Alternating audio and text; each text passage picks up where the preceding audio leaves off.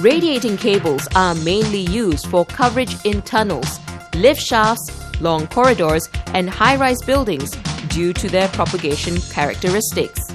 It is an Ericsson standard to use fire-retardant radiating cables.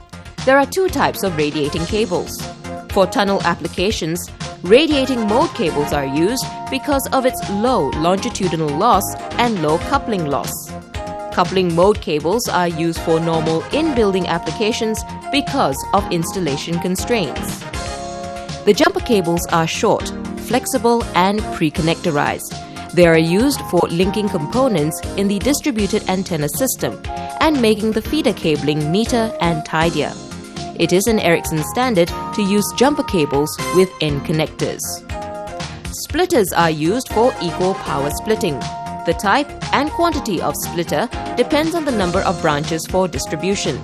The performance of these components should be verified in both uplink and downlink directions before they are installed. Tappers are used for unequal power splitting. They enable an even distribution of signal power in the system. The tappers facilitate the tuning process since they control the antenna effective isotropic radiating power during the optimization phase. The multicasting matrix combines multi-operator systems of the same band or combines multiple TRUs into a single cell. Diplexers and triplexers are special filters that combine 2 or 3 systems of different frequency bands into a single output with a very low insertion loss and high isolation. Male and female connectors are available for all cable types and sizes. Recommended connectors must be used for optimum performance of the distributed antenna system in order to avoid any performance degradation. It is an Ericsson standard to use N-male connectors. Adapters are used for interfacing 2 cable ends or any other network element with similar or different connectors. The power terminators or dummy loads are matching loads that terminate the RF signal power for various reasons in the distributed antenna system. The power terminators are used for radiating cable termination, unused distribution branch termination, unused ports of any network components, and for VSWR measurements. The combining box consists of multicasting matrices, diplexers, triplexers, and input filters. It is mounted either in a 19-inch rack or wall-mounted. It is always preferred to house the combining box closely and centrally to the RBSs in order to minimize the cable loss. Radiating cables can be directly anchored to the ceiling using spacers or cable clamps. A rule of thumb suggests that the radiating cables should not be installed within 10 centimeters from any continuous metallic object, as the metal will affect the RF performance. For exposed ceiling installations, one can insert the radiating cables inside a PVC conduit to enhance the aesthetics of the installation. Cable bending radius should always be observed not to exceed the limit.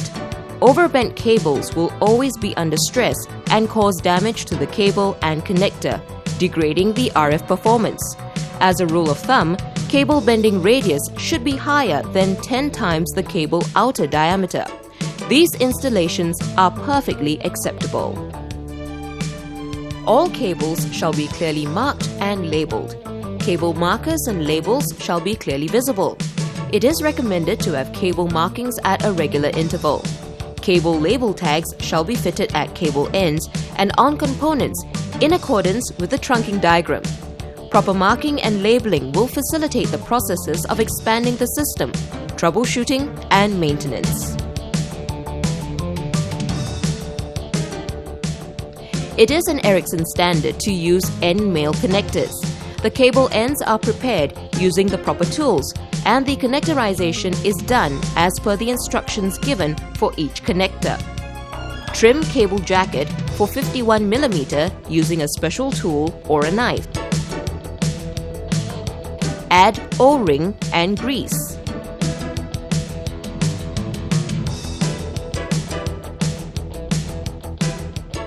Insert the clamping nut and spring ring.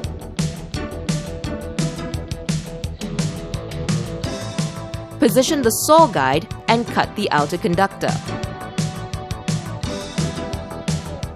Remove the dielectric foam and the adhesive.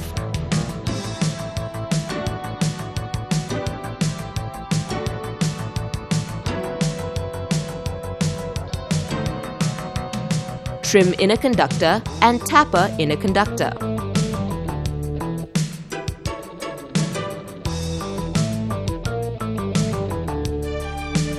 Compress the foam and flare outer conductor. Remove the debris.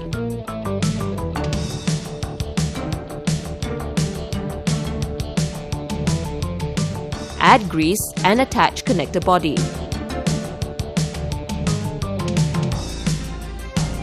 Tighten the clamping nut by using the right size spanners while keeping the connector body stationary. Trim the cable jacket for 38 mm in length in the corrugation valley. Position the saw guide at 25 mm away from the jacket and cut the cable flush with the front of the saw guide using a fine-tooth saw. Take care not to distort the outer conductor. Deburr the inner and outer conductor. Care should be taken not to flare the outer conductor. Compress the foam around the outer conductor and ensure that the outer conductor is in its original round and undistorted shape. Screw in the connector pin.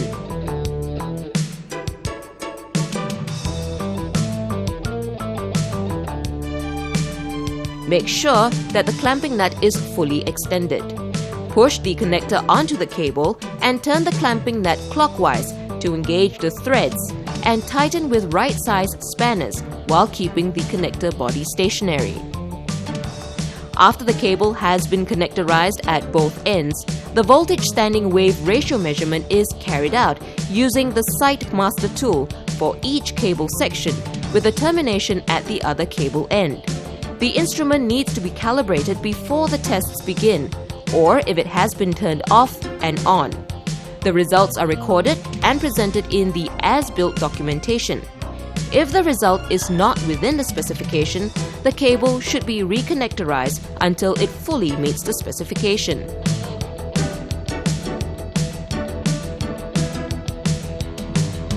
The distance to fault measurement is done at the same time as the VSWR measurement. The test result will detect any faults along the entire cable length.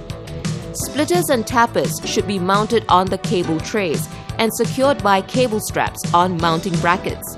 Care should be taken not to mount the components in the wrong direction. If additional coverage is wanted, the radiating cable can be terminated with any type of indoor antenna.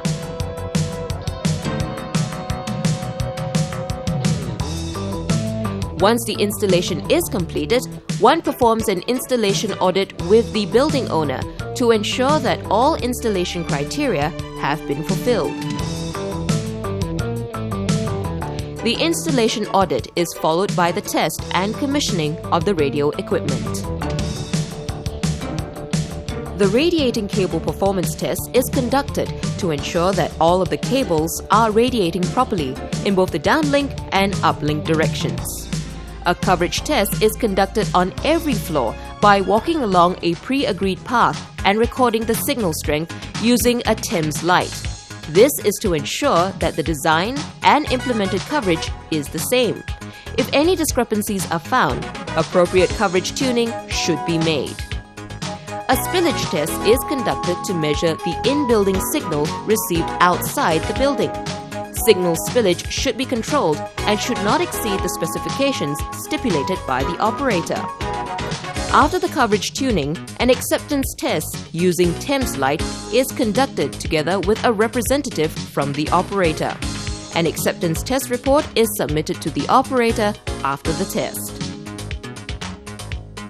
All of the installation and RF aspects of the completed in-building design are carefully documented in the as-built documentation. This will facilitate any future expansions and maintenance work.